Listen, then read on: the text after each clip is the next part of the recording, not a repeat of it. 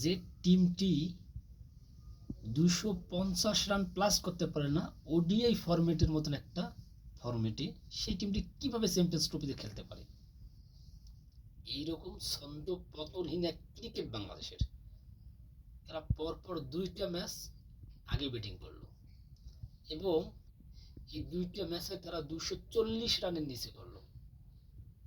অর্থাৎ তারা যে ওডিআই ফরম্যাটে অস্ট্রেলিয়া, দক্ষিণ আফ্রিকার মতো টিম 350 রান করতেছে, সে জায়গায় এরা 250 রান করতে পারতেছে না। তাতেই এদের অবস্থা খারাপ হয়ে যাইতেছে। এই টিমটি কিভাবে আপনি আশা করেন যে এরা চ্যাম্পিয়ন্স ট্রফির সেমিফাইনালে খেলবে? আজকেও নিউজিল্যান্ডের সাথে তারা রাওয়ালপিন্ডিতে নাস্তা নাবুদ তাদের ক্রিকেট।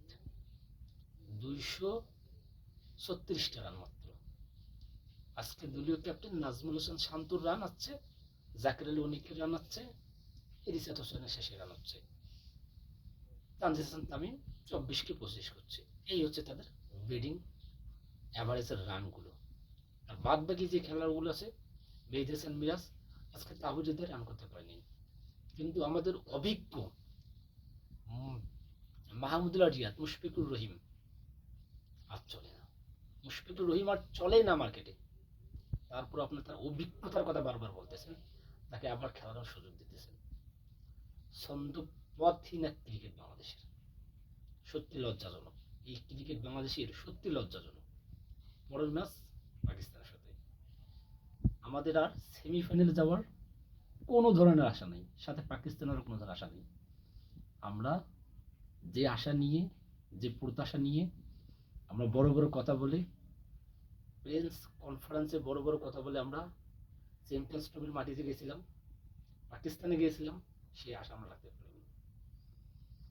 তারা সাকিবের প্রশ্নে নাজমুল হোসেন শান্ত বলল, না আমরা সাকিবকে কোনোভাবে মিস করবো না।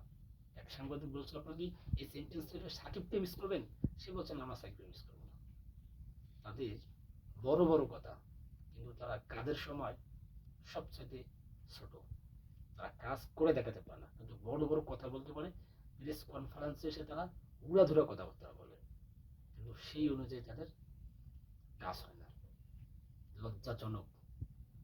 আর নিউজিল্যান্ডের যে টিম, নিউজিল্যান্ড, রাসিন রবীন্দ্রা একাই বিধ্বস্ত ইনিংস খেলেন, একাই ম্যাচ গড়িয়ে দিলেন।